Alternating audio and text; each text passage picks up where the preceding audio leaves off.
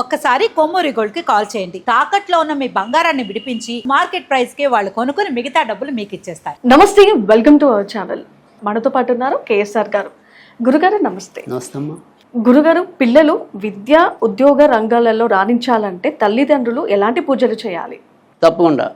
అంటే ఎప్పుడైనా సరే ఇక్కడ ఏంటంటే సరే సాధారణంగా అందరికీ ఉపయోగపడే పరిహారం అయితే చెప్పడం అనేది అయితే జరుగుతుంది. కానీ మామూలుగా మనం జ్యోతిష్య భాషలో కనుక చూసినట్టయితే కనుక ప్రతి ఒక్క తల్లిదండ్రులకి వారి వారి యొక్క సంతాన స్థానం అనేది ఉంటుంది.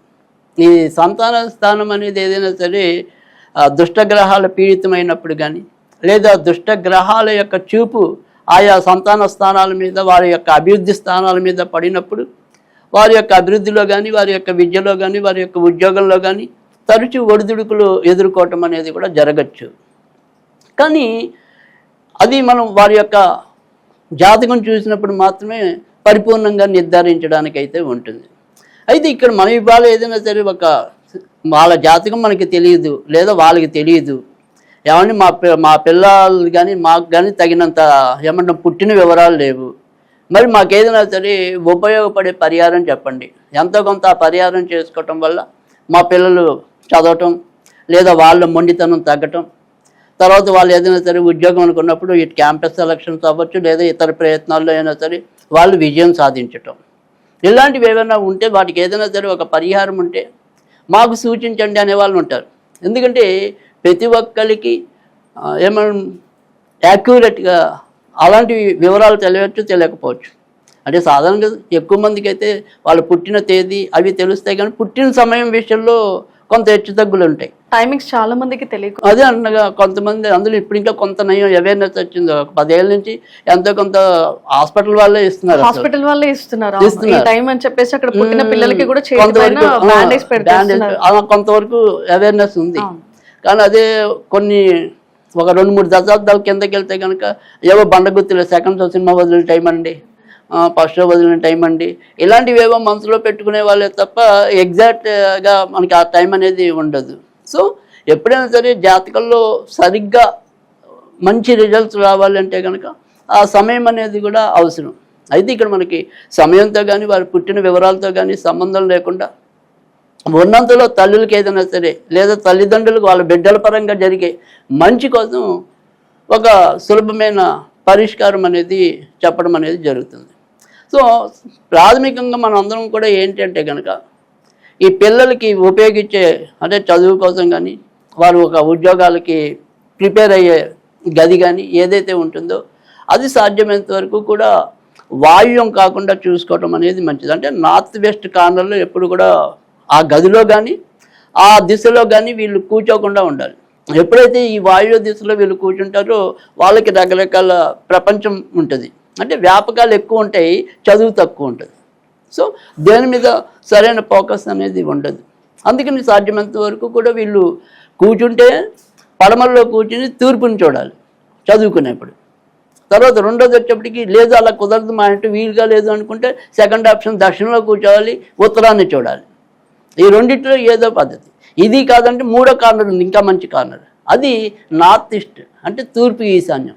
అక్కడ ఆ రకంగా చదువుకున్నట్టయితే కనుక మంచి విద్య రావడానికి ఉంటుంది. ఇది విద్యార్థులు చేయవలసింది. మరి విద్యార్థుల కోసం తల్లులు లేదా తండ్రులు చేయవలసిన పూజ ఏంటి అనేది కనుక చూసుకున్నట్టయితే కనుక అన్నపూర్ణాదేవి అందరికీ తెలిసిందే. ఆ అన్నపూర్ణాదేవికి మనము వరుసగా 5 సోమవారాలు కొద్దిగా పెరుగన్నం నివేదన చేసి ఎవరైతే పిల్లలు అభివృద్ధి కావాలనుకుంటారో ఆ పిల్లల అభివృద్ధి కోరుకుంటూ అక్కడ దాంతోపాటుగా ఈ 9 సోమవారాలు లేదా 5 సోమవారాలు బేస్ సంఖ్యలో 5 అయినా పర్వాలేదు, 9 అయినా పర్వాలేదు, 11 అయినా సరే అలా బేస్ సంఖ్యలో సోమవారాలు ఈ అన్నం పెట్టాలి. దాంతోపాటుగా ఒక 40 రోజులు ఇప్పుడు నేను చెప్పబోయే చిన్న మంత్రం ఏదైతే ఉంటుందో అది కనీసంలో కనీసం 54 సార్లు లేదా 108 సార్లు చదువుకోవాలి. అదేంటి అంటే కనుక ఓం అం అన్నపూర్ణాదేవ్యై సర్వశుభప్రదధనే నమః. ఓం హం అన్నపూర్ణాయ సర్వశుభప్రవర్ధనాయ నమః. సర్వశుభప్రవర్ధనాయ నమః. అప్పుడు ఈ శుభాలన్నీ కూడా ప్రవర్ధమానం అవటం అనేది జరుగుతుంది. ఆ రకంగా ఈ మంత్రాన్ని ప్రతిరోజు కూడా పఠించడం అనేది మంచిదన్నమాట. ఎన్నిసార్లు పాటించమంటారు? అదే కనీసంలో కనీసం 54 లేదా 108. 108 అయితే ఇంకా మంచిది. అందులో సగం అంటే 54. కొంతమంది చెప్పడం కంటే కూడా చాలా మంది రాస్తూ ఉంటారు 108 సార్లు 150 సార్లు అన్నట్టు కొంతమంది బుక్ లో రాసుకుంటూ ఉంటారు. అంటే ఇప్పుడు మనకంటే ఇప్పుడు పాత రోజుల్లో ఎవరికైనా సరే ఇప్పుడు మనకి ఈ రామకోటి అని ఇలాంటివన్నీ ఉండేవి అప్పుడు. ఆ రకంగా రాయటం అనేది ఉంది. తర్వాత రాసినా కూడా మనకి రాసినప్పుడు ఇంకా మంచిది. ఎందుకంటే 108 సార్లు అంటే 108 సార్లు రాయటం జరుగుతుంది, 108 సార్లు వాటిని అనటం కూడా జరిగేది.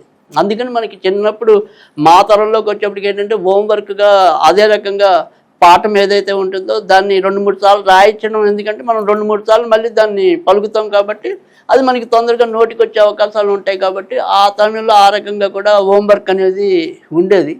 కనుక ఎప్పుడైనా సరే రాసినప్పుడు ఇంకా బెస్ట్ ఉంటుంది. అయితే మేమేం చేస్తున్నామంటే ఇవాళ ఎవరైతే ఈ జ్యోతిష్యంలో కొంతమంది గురువులను మాలాంటి వాళ్ళు ఏంటంటే కొద్దిగా స్విచ్ వర్డ్స్ అని ఇప్పుడు కొత్తగా ఈ రెమెడీస్లో తీసుకురావటం అనేది ఉంది. అంటే ఇప్పుడు మీరు చెప్పినట్టుగా ఏదైతే ఉంటుందో ఆ స్విచ్ వర్డ్కి ఒక కలర్ ఇస్తాం. అంటే మీ యొక్క ఏదైతే ఇప్పుడు విద్యాభివృద్ధి లేదా ఉద్యోగాభివృద్ధి అప్పుడు కంపల్సరీ మీరు రెడ్ కలర్ పెన్ను వాడాలి.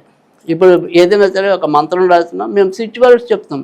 అంటే ఉదాహరణకి ఇప్పుడు ఈ విద్యార్థులకి చదువు రావాలి అనుకుంటే కనుక amazing sunrise begin now, amazing sunrise begin now, ఇది ఒక స్విచ్ వర్డ్.